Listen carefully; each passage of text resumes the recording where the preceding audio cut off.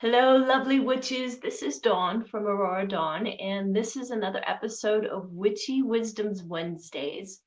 This week, our topic is crystals, and each of us in the collaboration will discuss a different crystal. And this is a playlist, so at the end, you'll see a link to the playlist to all the other videos that are in the Witchy Wisdoms Wednesdays collaboration gathering whatchamadoodle. So you can see all the videos.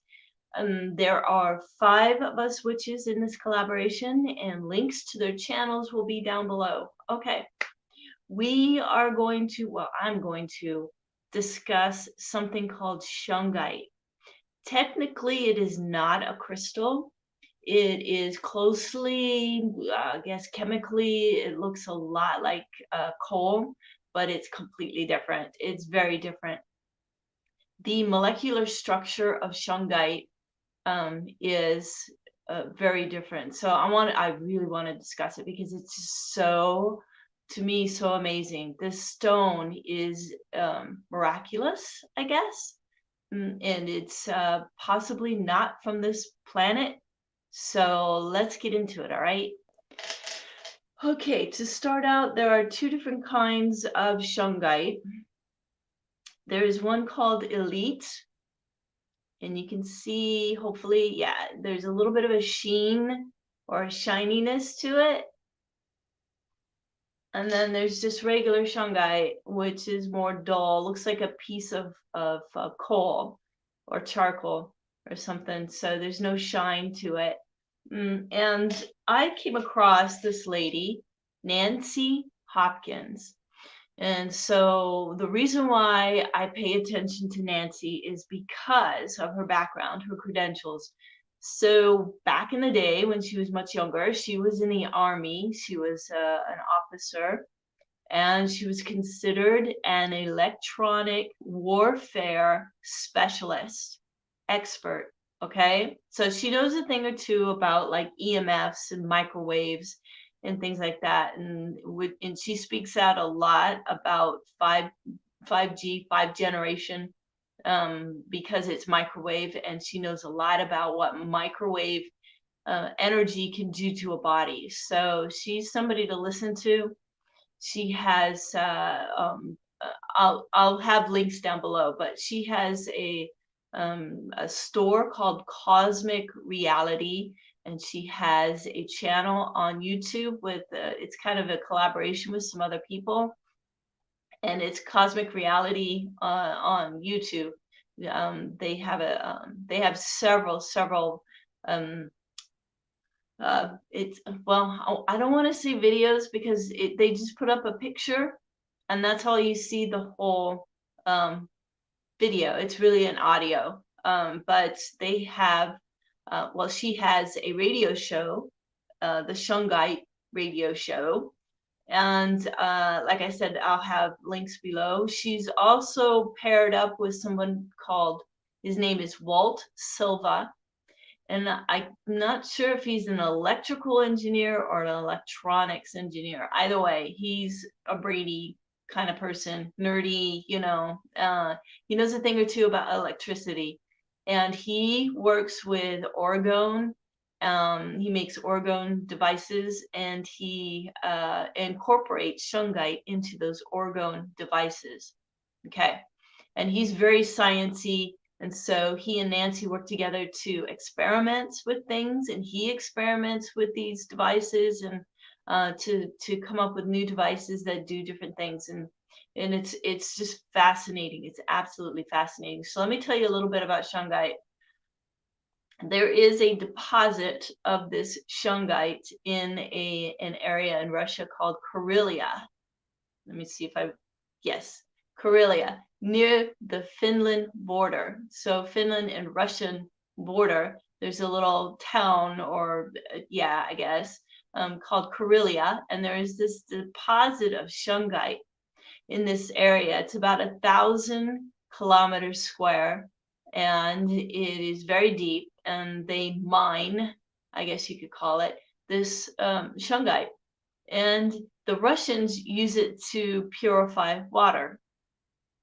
Basically, all they do is they put shungite in the bottom of like a pitcher, and you pour tap water into it, or river water, or whatever. I'm not sure if I would do river water, but anyway, I'm not sure if anybody's done any testing of like river water and put it in a pitcher with shungite, but anyway, tap water.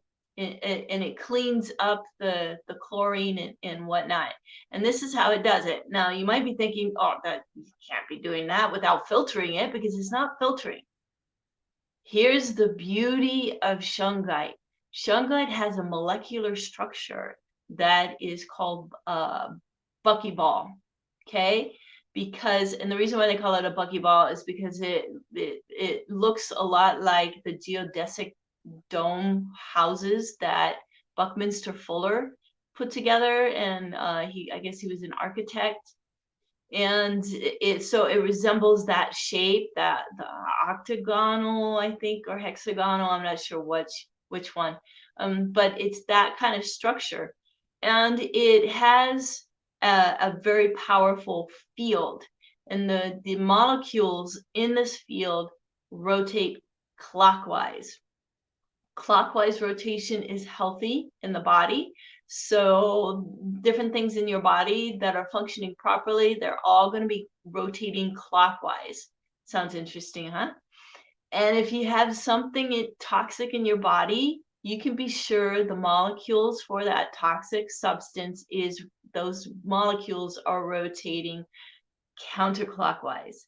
So when brought into this field of shungite, it is forced to rotate clockwise.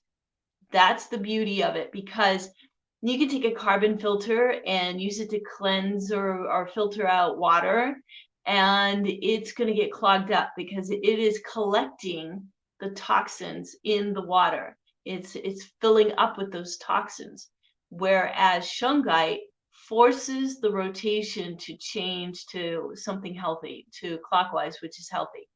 And so it does not absorb anything. That's one thing about crystals I think a lot of people think about, is it absorbs the negative energy, or it absorbs the toxins. And I'm not so sure I want to do that. I'd rather change the rotation so that whatever comes into the field of this crystal or shungite or stone or this grid or powerful symbol will change its rotation so that it's healthy. Okay, so that just fascinated me. I want to talk to you about somebody named Dr. Gerber, who scientifically seemed to prove that energetic healing is actually real. It's a thing.